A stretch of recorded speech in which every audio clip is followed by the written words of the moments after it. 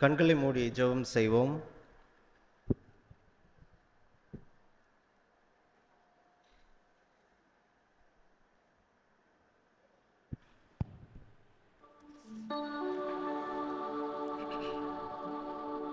நீரென் சொந்தம், நீரென் பக்கம், துன்ப வேளைகளில் ஆழியின் ஆழங்களில் ஆனந்தம் நீரெனக்கு. நீரென் சொந்தம், நீரென் பக்கம், துன்ப வேளைகளில் ஆழியின் ஆழங்களில் ஆனந்தம் நீரெனக்கு. சூரை செடியின் கீழிலும் சமூகம் என்னை தேற்றுமே. சூரை செடியின் கீழிலும் சமூகம் என்னை தேற்றுமே. நீரென் சொந்தம், நீரென் பக்கம், துன்ப வேளைகளில்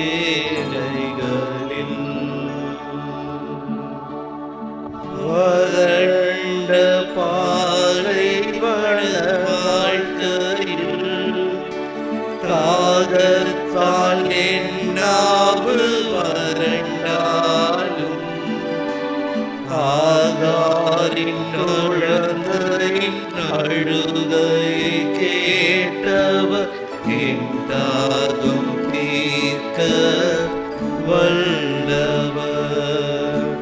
வறண்ட பாலைவன வாழ்க்கையில் தாகத்தால் என் நாவு வறண்டாலும் ஆகாரின் குழந்தையின் அழுகையை கேட்டவர் என் தாகம் தீர்க்க வல்லவர்.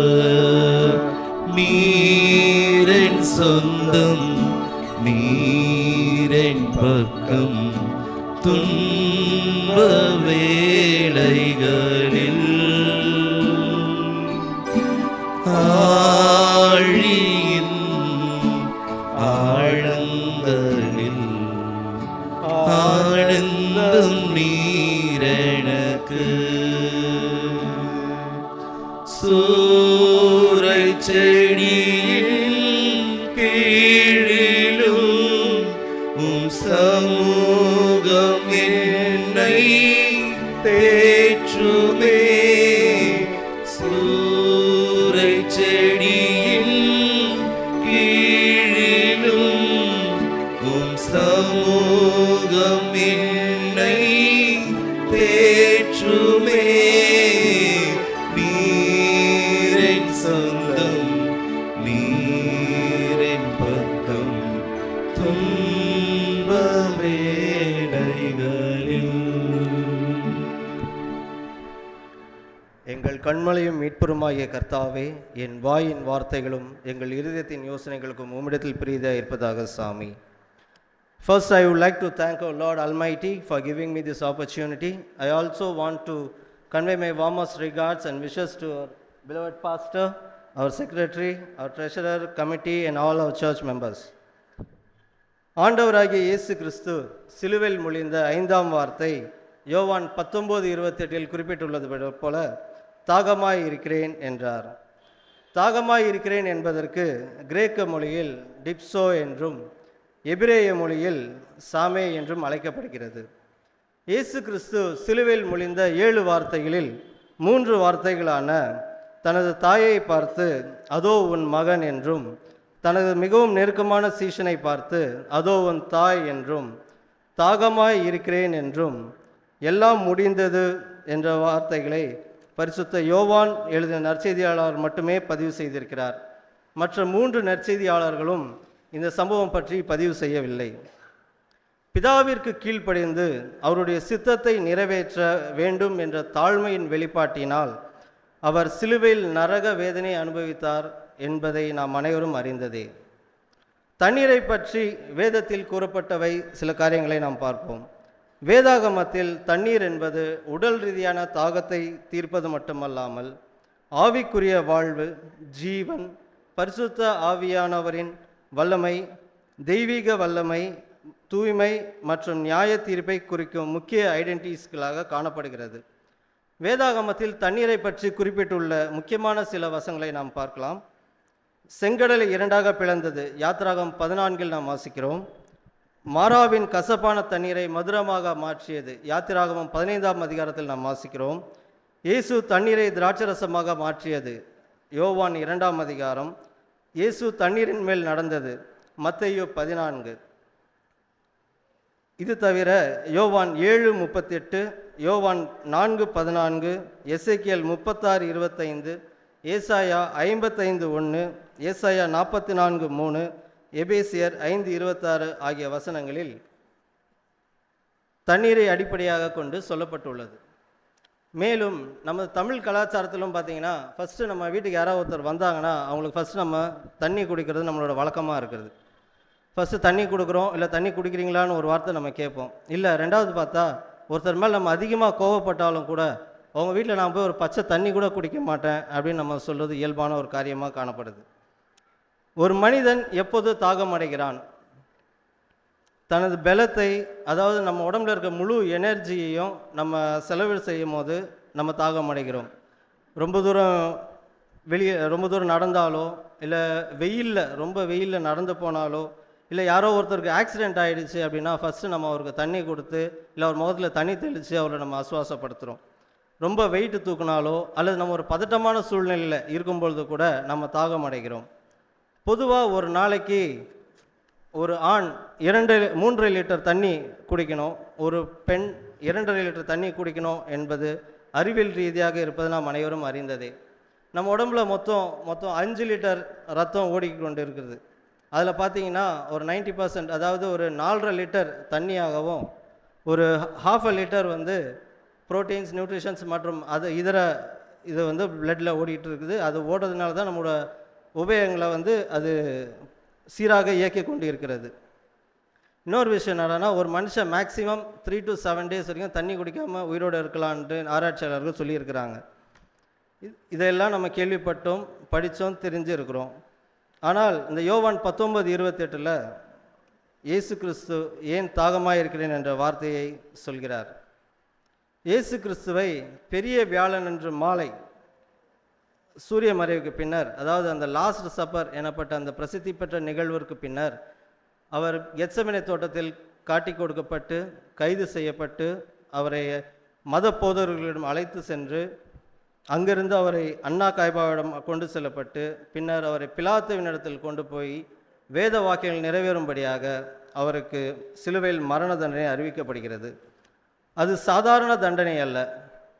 முதுகுத்தோல் உரித்து, தலையில் முள்கிரீடங்களால் அழுத்தப்பட்டு, சுமார் ஒரு 150 கிலோ எடையுள்ள சிலுவையில் தொங்கும்போது நுரையீரல் அழுத்தப்பட்டு, மூச்சு கூட விட முடியாமல் தன் கண்கள் இரத்தத்தினால் மறைக்கப்பட்டு தாங்கொண்ணா வேதனையை அவர் அனுபவித்தார். இந்த சம்பவங்கள் அனைத்தும் வியாழனன்று மாலை முழுவதும் நடைபெற்று வருகிறது, இரவு முழுவதும் நடந்து வருகிறது. பின்னர் அவரை சிலுவையில் அறையும் போது மார்க் 15:28 குறிப்பிட்டுள்ளபடி 3ஆம் மணி நேரமாக இருந்தது. அதாவது யூத நேரப்படி அது காலைல 9 மணி என்று சொல்கிறாங்க. அவர் அதுவரை அனுபவித்த சித்திரவதைகளாகிய அந்த 39 சவுக்கடிகள், அந்த 39 எதுக்கு கோட் பண்ணுறாங்கன்னா, யூத சட்டத்திட்டத்தின்படி 40 அடிகள் ஒருவருக்கு சவுக்கடிகள் கொடுத்தாங்கன்னா அவருக்கு அந்த பாவம் மன்னிக்கப்பட்டது என்று சொல்லப்படுகிறது. அதனால் நம்முடைய இயேசாமிக்கு 39 அடியோடு நிறுத்துகிறாங்க. ரெண்டாவது அவருக்கு அந்த முள்முடி சூட்டினதுனால அவருக்கு தலையில் மொத்தம் 50 இடத்துல காயங்கள் ஏற்பட்டிருக்கிறது. இந்த எல்லா காயத்தையும் அவர் தாங்கிக்கிட்டு அவர் முழு பலத்தையும் அவர் செலவு செஞ்சதுனால அவர் தாகம் அடைஞ்சிருக்கிறார்.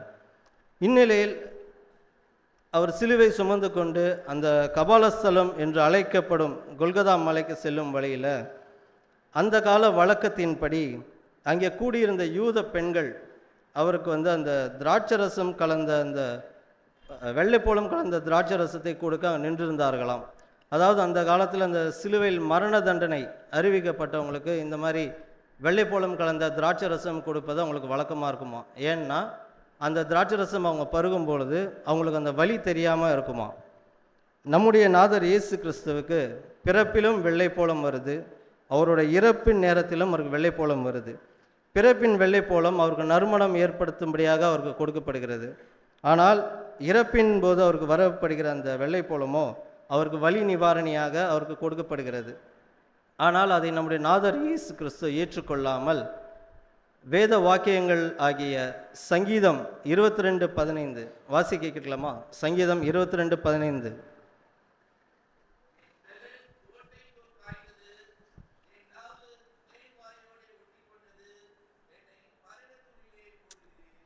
சங்கீதம் 69:21.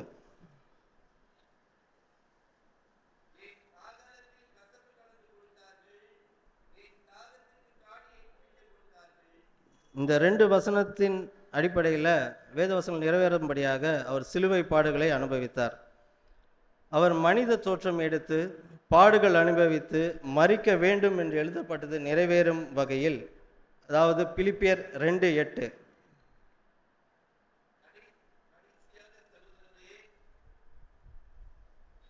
பிலிப்பியர் 2:8.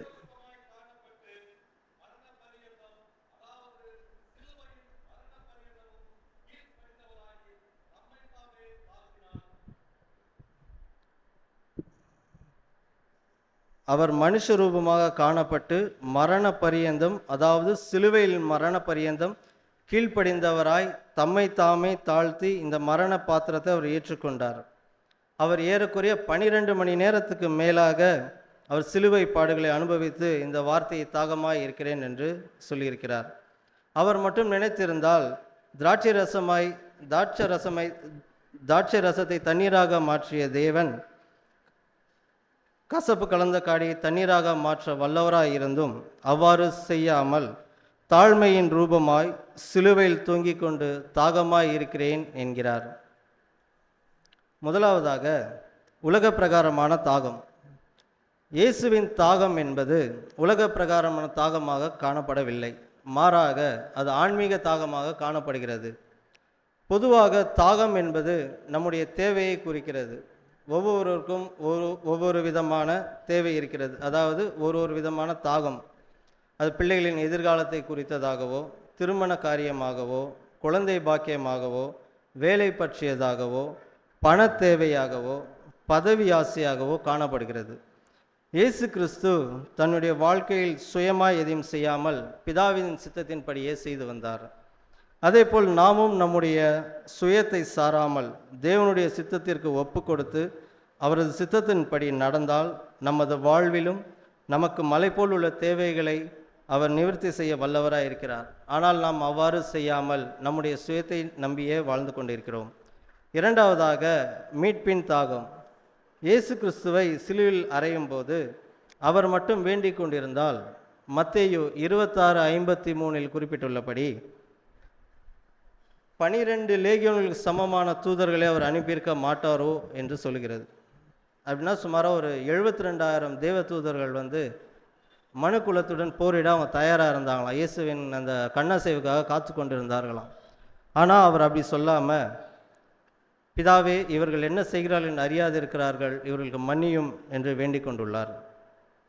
ஒரு பக்கம் தாவீதின் குமாரனுக்கு ஓசன்னா என்று ஆர்ப்பரித்த கூட்டம் தண்ணீரை திராட்சரசமாக மாற்றிய போதும், மரித்தோரை உயிர்ப்பித்த போதும், குஷ்டரோகிகளை சுஸ்தமாக்கிய போதும், அற்புதங்களையும் அதிசயங்களையும் செய்யும் போது அவரை பின்தொடர்ந்த மக்கள் இன்று அவரை சிலுவையில் அறையும் என்று கோஷமிடுகின்றனர். தான் படைத்த மக்கள் தவறு செய்யும் போது தாயுள்ளம் கொண்ட தேவன் அவர்களின் மீட்பிற்காக தாகம் அடைகிறார்.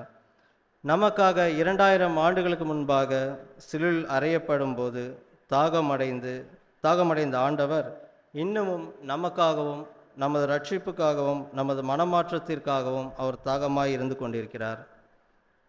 நாமும் நம்முடைய வாழ்க்கையில் கர்த்தருக்காக எவ்வளவு நேரம் செலவிடுகிறோம் என்ற தாகத்தோடும் அவரின் சித்தத்திற்கு எவ்வளவு நேரம் காத்திருக்கிறோம் என்ற தாகத்தோடும் சிந்தித்து நம்மை நாமே நிதானித்து நமது வாழ்க்கையில் கர்த்தரின் வழியில் முன்னேறி செல்ல தீர்மானம் எடுத்து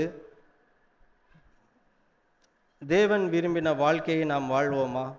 சங்கீதம் 42:2 குறிப்பிட்டபடி என் ஆத்துமா தேவனை நோக்கி தாகமாய் இருக்கிறது என்ற வசனத்திற்கேற்ப நாமும் நமது தேவனுடைய வருகைக்காக தாகத்தோடு காத்திருப்போம். Lord, you thirst for me, help me to thirst for you. கர்த்தர் தாமே இந்த வார்த்தைகளை ஆசீர்வதிப்பாராக.